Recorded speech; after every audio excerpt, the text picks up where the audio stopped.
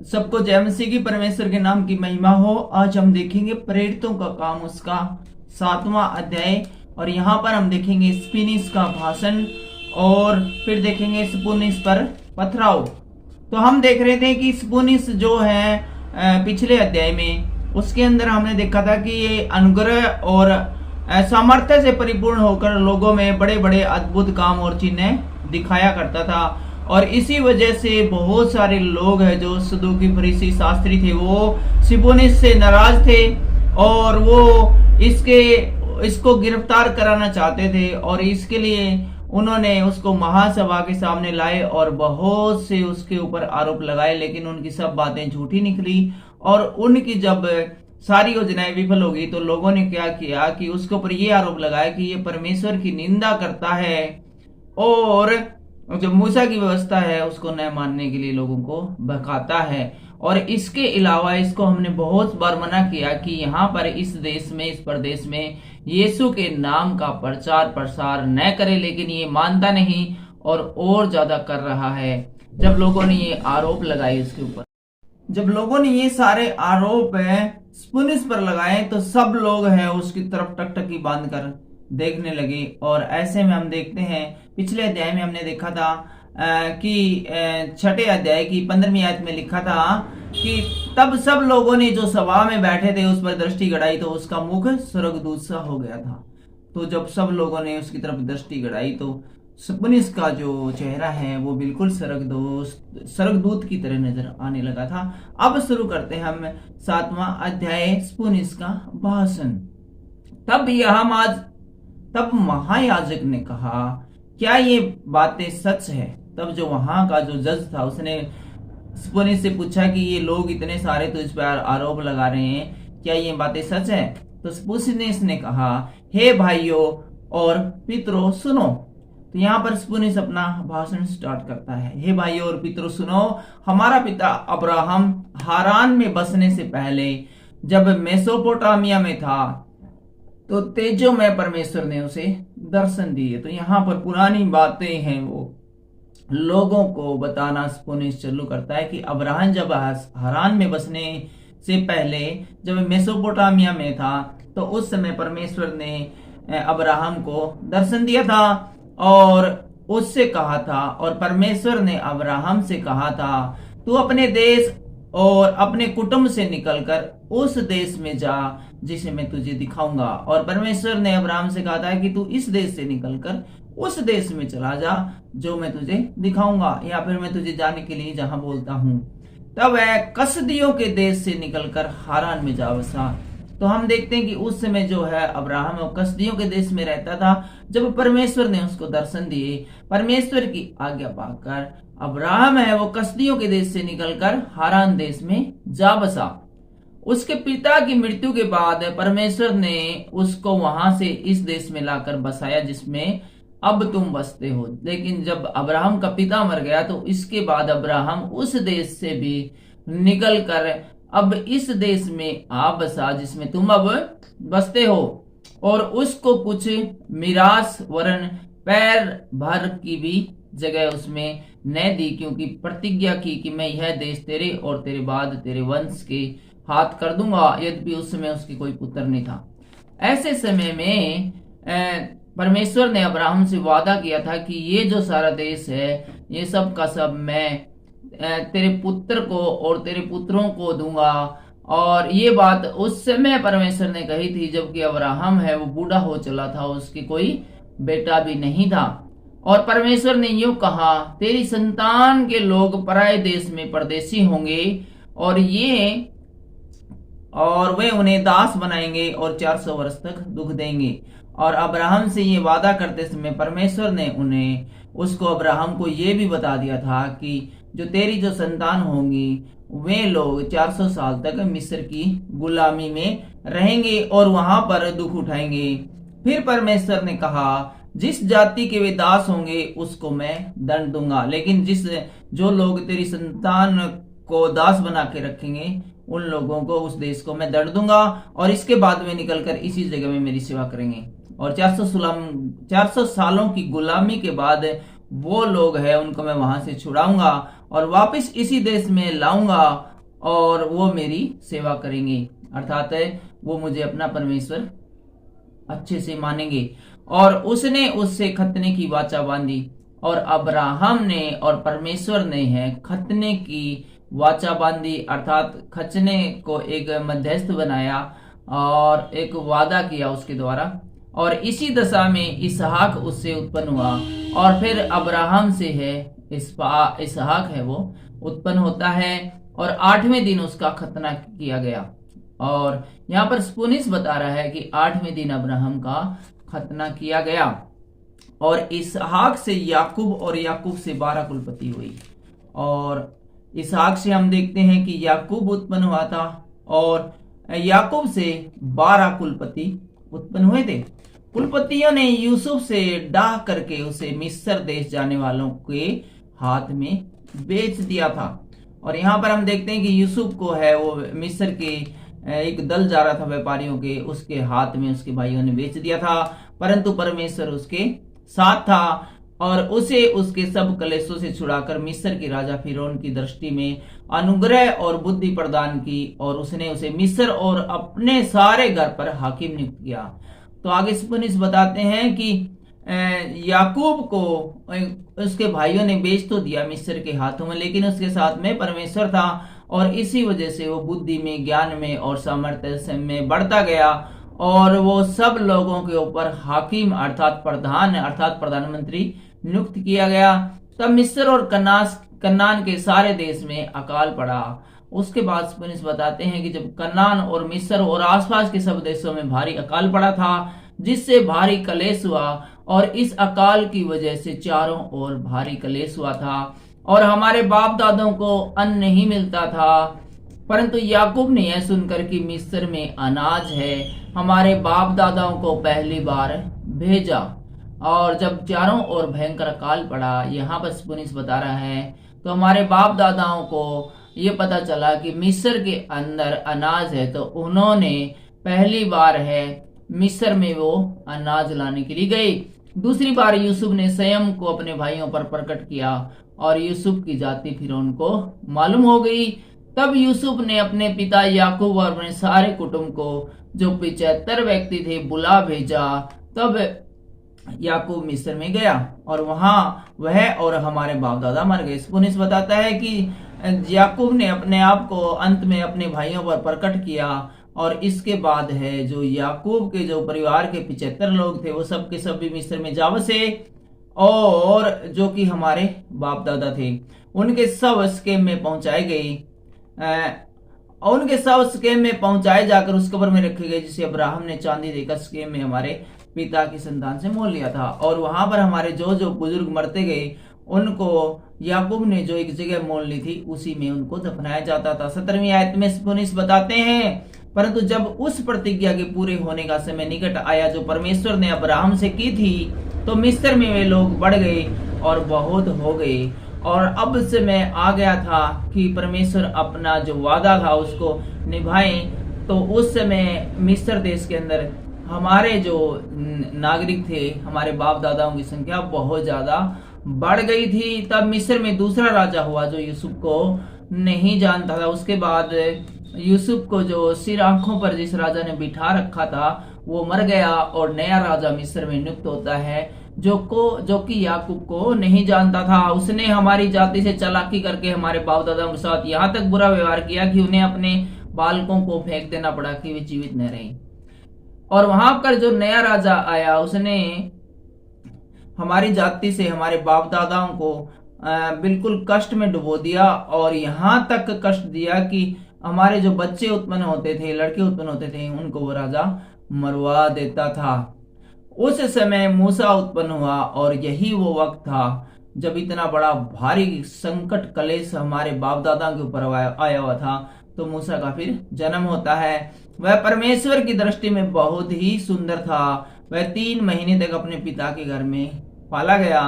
जब फेंक दिया गया तो फिरौन की बेटी ने उसे उठा लिया और अपना पुत्र करके पाला। तो यहाँ पर स्पुनिस वो लोगों को बता रहे हैं कि किस प्रकार से मूसा का जन्म हुआ और वहाँ के जो राजा था फिरौन उसकी बेटी ने उसका किस प्रकार से पालन पोषण किया।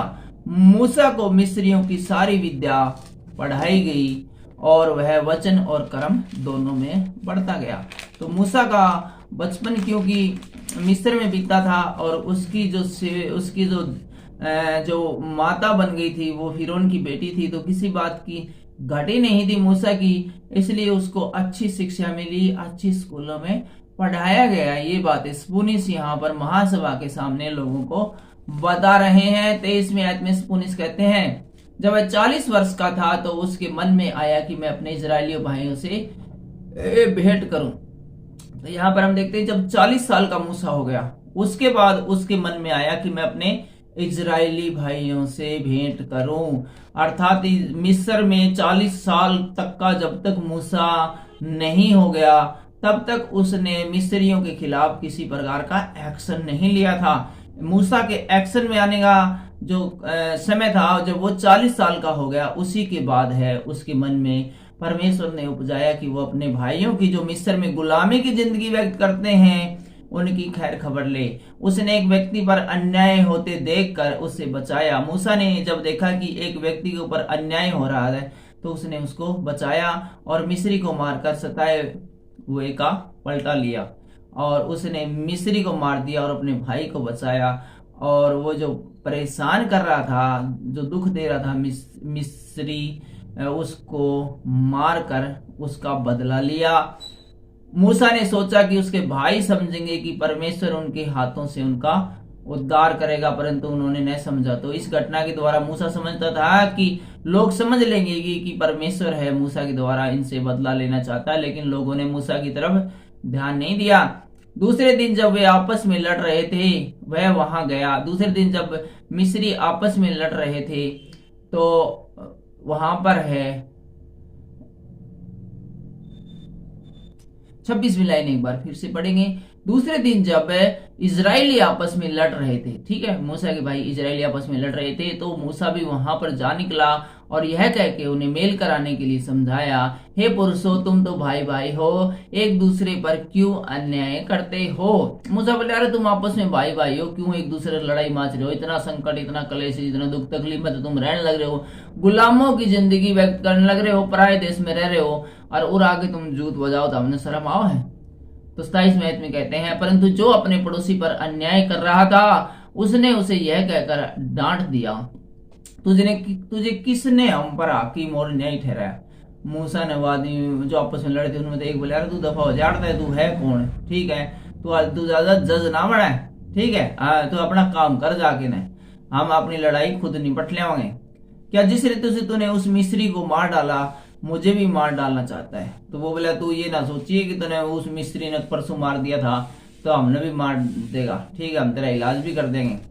यह बात सुनकर मूसा भागा और मिधान देश में परदेशी और करने लगा। मूसा को जब पता चल गया कि ये बात छुपी नहीं है कि उसने एक मिस्री को मार दिया है, तो वो गिरफ्तारी के डर से है मिस्र को छोड़ के और मिधान देश में भाग गया और वहां पे परदेशी होकर रहने लगा। और वहां मूसा के जो 2 बेटे उत्पन्न होते हैं। 30वीं आयत में स्पुनिस बताते हैं, जब पूरे 40 वर्ष बीत गए तो एक स्वर्गदूत ने सीने पहाड़ के जंगल में से उसे जलती हुई झाड़ी की ज्वाला में दर्शन दिया। अब ये वेरी इंपॉर्टेंट लाइन है, इसको एक बार हम फिर से पढ़ना चाहेंगे, ध्यान देने वाली बात है। हम पढ़ रहे हैं प्रेरितों के काम उसका 7वां अध्याय की 30वीं आयत। जब पूरे 40 वर्ष बीत गए तो एक स्वर्गदूत ने सीने पहाड़ के जंगल में उसे जलती हुई झाड़ी में दर्शन दिया। 40 वर्ष बीतने मतलब जब मूसा की आयु 80 साल हो गई तब की ये बात है। जब वो मूसा की आयु 80 साल हो जाती है तब है सीने पहाड़ के जंगल में उसे स्वर्गदूत के दर्शन होते हैं। 40 साल का जब मूसा हुआ था तो वो एक्शन में आया था, उसने एक मिस्री को मार दिया था और अपने इजरायली भाई को समझाया था। और जब 80 साल का हो गया तब परमेश्वर के स्वर्गदूत ने उसे दर्शन दिया है। 31वीं लाइन में लिखा है, मूसा को यह दर्शन देखकर आश्चर्य हुआ और जब देखने के लिए वह पास गया तो प्रभु का यह शब्द हुआ, मैं तेरे बाप दादों अब्राहम, इसहाक और याकूब का परमेश्वर हूँ। तब मूसा कांप उठा, यहाँ तक कि उसे देखने का हियाब न रहा। जब मूसा ने पास जाकर उस जलती हुई झाड़ी के पास गया तो देखा तो प्रभु ने उसे बताया, और स्वर्गदूत ने उसे बताया कि मैं परमेश्वर हूँ, तुम्हारे बाप दादाओं का परमेश्वर हूँ। जब ये बात मूसा ने सुनी तो वो बिल्कुल कांप गया और उसकी इतनी भी हिम्मत नहीं रही कि वो लगातार आंखें खोले रखे। तब प्रभु ने उससे कहा, अपने पांव से जूती उतार ले, क्योंकि जिस जगह पर तू खड़ा है पवित्र भूमि है। मैंने सचमुच अपने लोगों की जो मिस्र में है दुर्दशा को देखा है और उनकी आह और उनका रोना सुना है, इसलिए उन्हें छुड़ाने के लिए उतरा हूं। अब आ, मैं तुझे मिस्र में भेजूंगा। तो यहाँ पर है परमेश्वर है वो मूसा को ये बताते हैं कि मैंने जो मिस्र के अंदर जो इजरायली है उनकी आह को सुना है, उनके दुख को देखा है, उनकी प्रार्थनाओं को ग्रहण कर लिया है, और मैं अब उनको छुड़ाऊंगा मिस्रियों के बस में से, और मैं तुझे मिस्र देश में एक दूत के समान भेजूंगा।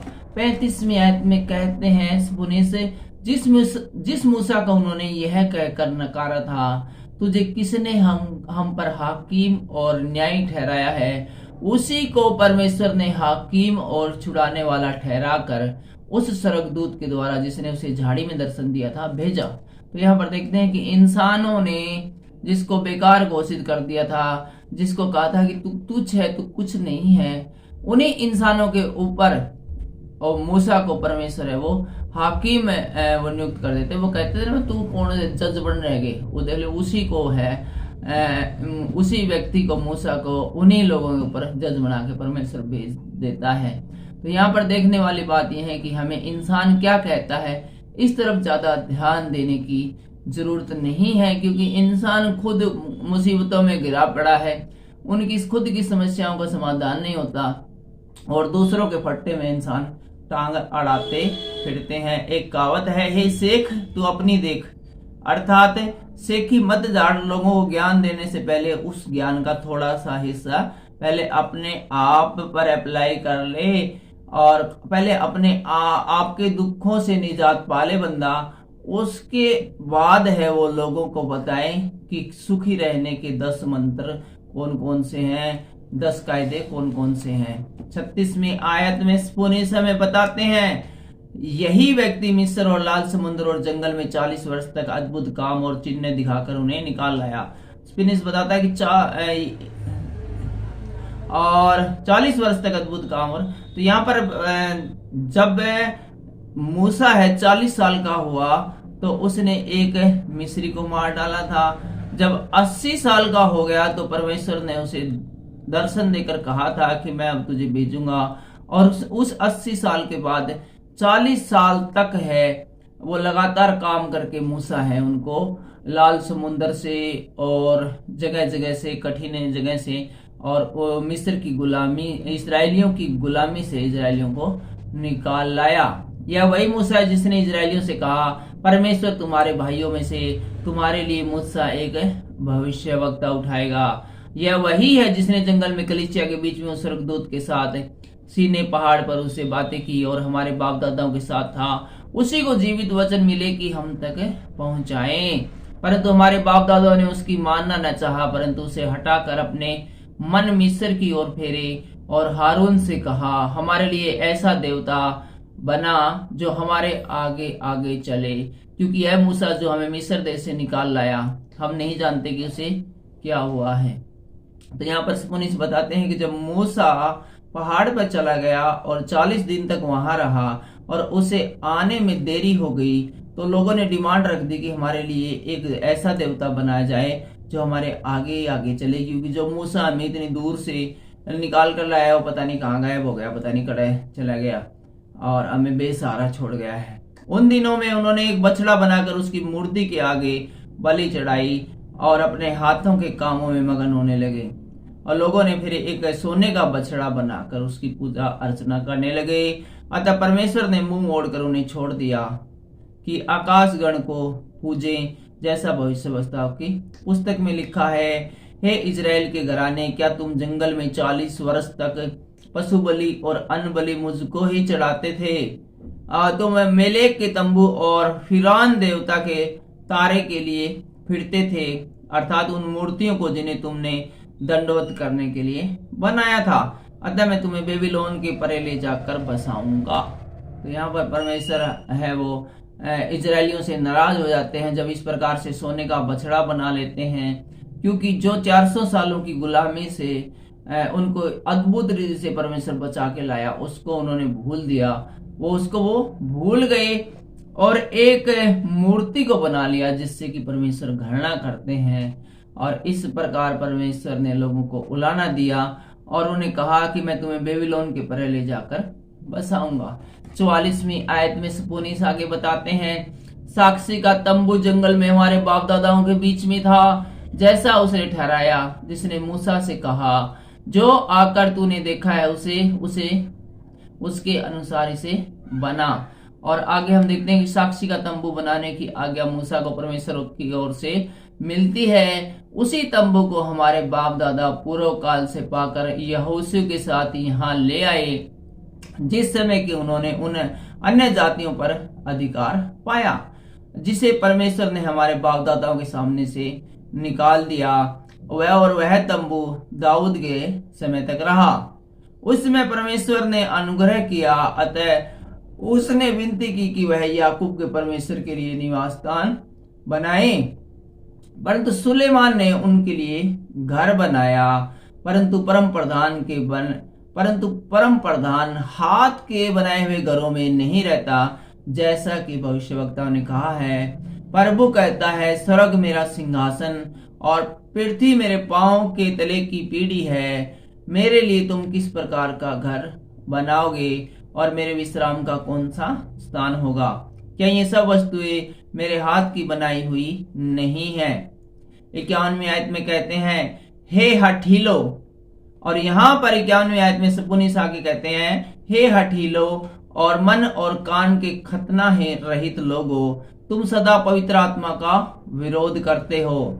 जैसा तुम्हारे बाप दादा करते थे वैसा ही तुम भी करते हो। एक महासभा के सामने इतने जहां पर कि उसके विरोधी खड़े स्पुनिस के, उन लोगों के मध्य में जाकर स्पुनिस कितनी बड़ी बात कहते हैं। 51वीं आयत हम एक बार फिर से पढ़ेंगे, हे हठीलो और मन और कान के खतना है रहित लोगो, तुम सदा पवित्र आत्मा का विरोध करते हो। जैसा तुम्हारे बाप दादा करते थे वैसा ही तुम भी करते हो। भविष्यवक्ताओं में से किसको तुम्हारे बाप दादाओं ने नहीं सताया?